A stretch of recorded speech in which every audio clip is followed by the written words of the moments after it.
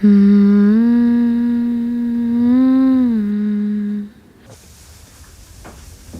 is het dus. Mijn leven nu.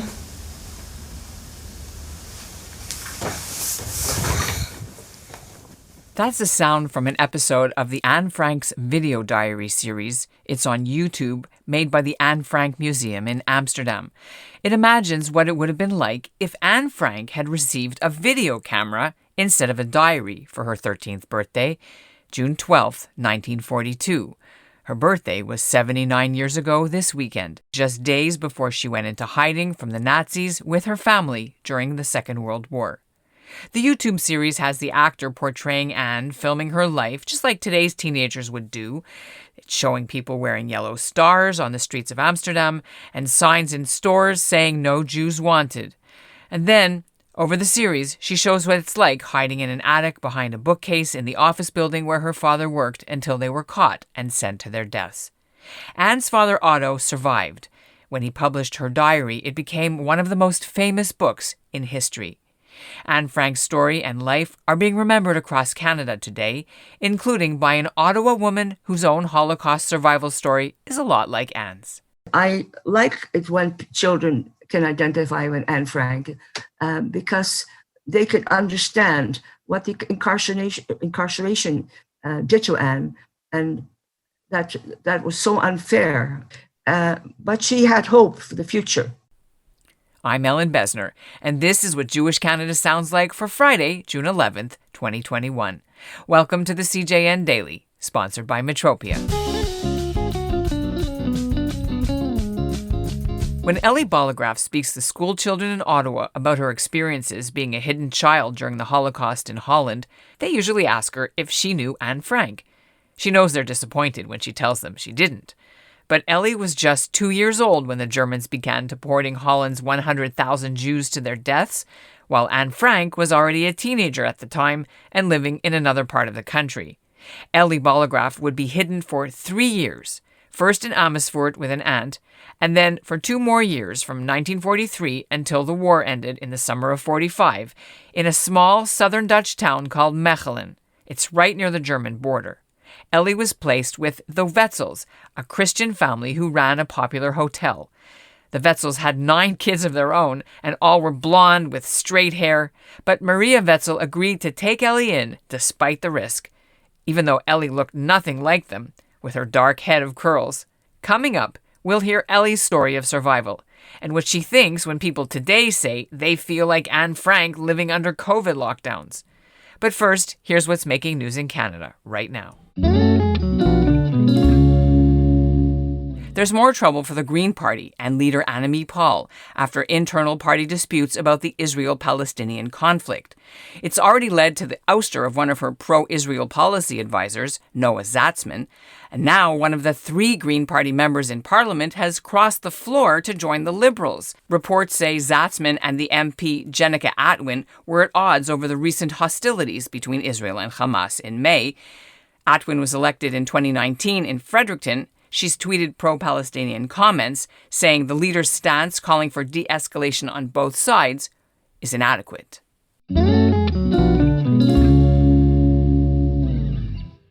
After the Germans captured Holland in the spring of 1940, everything changed for the Dutch Jews, including Elly Bollegraaf's family. Her mother had worked as a nurse at the Jewish psychiatric hospital in Apeldoorn until the Nazis rounded up all the patients and most of the staff and sent them to Auschwitz. Elly's mother escaped the roundup, but she went into hiding herself. Elly had been sent to stay with an aunt in Amersfoort, but then the aunt had to go into hiding too. A Catholic priest helped place Elly with a Dutch Christian family. Elly's father did not survive. Elly Bollegraaf is 80 years old now, a retired scientist and a sought-after Holocaust educator. Anne Frank's birthday, June 12, 1929. She would have been 92 years old. What does her birthday mean to you now, today? And what message do you want people to understand about it today? Anne Frank was a delightful, normal, healthy-minded, healthy in spirit young girl, how all children should be. She was constricted. She was restricted in that environment, which was so abnormal. and yet she blossomed through her book. She was able to express herself, which is so necessary for children. They talk a lot, of course. They want to know everything. And so she was able to do this, articulate through her writing. I think that is wonderful. And I like it when children can identify with Anne Frank because they could understand what the incarceration did to Anne, and that was so unfair. But she had hope for the future. And this is what all children want. They want a good life ahead. They want their family with them. And they have hope for the future. And I think that most ordinary children do. And of course, we have many children who've come to Canada, who came from parts of the world that were not happy. And hopefully they will all have a good life, such as Anne would have liked to have had. I think she would have done great things had she survived the war. When you were born, the Nazis had invaded Holland already, and the war ended when you were 5, only a child. Yes. Do you think that you understood what was happening the way that older teens like Anne Frank might have understood it? No, I did not. I certainly did not understand any of that because it was not explained to me. However, I knew I was different. I knew that I had to be very cautious because they always told me to hide and stay, don't go there, don't go here. And the boys would go down to collect sugar cubes and I would have to hide behind the hedge and that kind of behavior. You weren't the only Jewish person hidden in Mechelen, I assume, or were you? No. In fact, there was at least one, if not 2 people. There was a man called Jacques Peerenboom. Mr. Peerenboom was quite Semitic looking also, and he was kept upstairs in the building. This was a little hotel I lived in, and he was kept in a bedroom. He never saw the light of day during all the time he was with them, which was at least 2 years, if not 3. And where did you stay? You had your own room, or did you share with the kids? No, I was a little kid, and I slept in the room with one of the daughters. And yes, I had my own little bed that was near the window, and I could look out.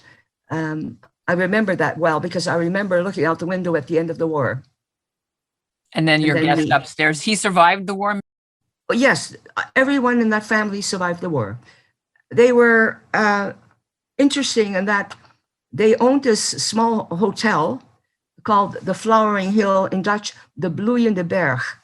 And they managed to keep everything under control in spite of the fact that the Germans would come there and drink a beer.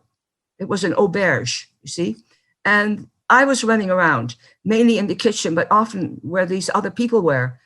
And there was one Nazi who actually suspected it, that I didn't belong there. And he told Mrs. Wetzels to keep that little girl indoors, keep her out of sight. Because if he acknowledged to people that he knew there was a Jewish girl or suspected it, he would have to hand me over. So I was in the midst of all this activity in a small hotel. I've heard during the pandemic, there's been a lot of controversy that some people compare their quarantine or their social distancing or being stuck at home to being Anne Frank. I don't know if you're aware of that. There's been some chatter about that. Yes. Oh, yeah. You know, when people say it to me, I remind them, I immediately tell them, I say, do you know what it was like for Jewish people who had to hide during the war? At least you could go outside. You could play in your garden. You could say hello to the child across the street. You could look through your window. Nobody would say, there is a Jew. They would wave back at you. We Jews had to remain out of sight. And acquisition of food was very difficult. People had to share with us. And I remind people that are complaining that at least you can go outside. You can say hello. You can pick up the telephone. You can sit at your computer. You are not forced to hide. You have so little in comparison that it's not fair to even compare. It is true that you get a sense of isolation from it. And I think maybe it's a good thing that people understand what this feels like. maybe they can be more sympathetic to other people. I would like to think that. Elsewhere in Canada, Edmonton's Jewish community is holding several events to mark Anne Frank's birthday. The Talmud Torah School recently had some of the older classes virtually visit the annex where Anne Frank and her family were in hiding. It's now part of the Anne Frank Museum's outreach programs during COVID. And this Sunday, the community and Edmonton's Public Library have teamed up to hold another live virtual tour of the annex. The event is free, but it's already sold out, I'm afraid. Later this summer, Edmonton will unveil a full-size statue of Anne Frank in the city. It's a project by a local Dutch-Canadian group with some financial help from the Jewish community. Now, there will be other opportunities to view a real live touring Anne Frank exhibit in the summer in Canada. One's opening in Calgary at Heritage Park starting next weekend, and the other opens in Stratford, Ontario on July 1st. And that's what Jewish Canada sounds like for this episode of the CJN Daily, sponsored by Metropia. Integrity, community, quality, and customer care. Don't forget to subscribe to our podcast and tell your friends to listen.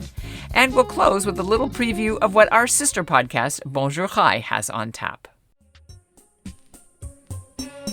Hi, I'm Avi. I'm Melissa. And I'm Ilana. And we're your Frozen Chosen. And on this week's episode of Bonjour Chai, we talk to Nakuset about Jewish-Native relations in the wake of the discovery of the mass grave of the 215 children in Kamloops, BC. Check out Bonjour Chai wherever you get your podcasts and on the CJN Podcast Network.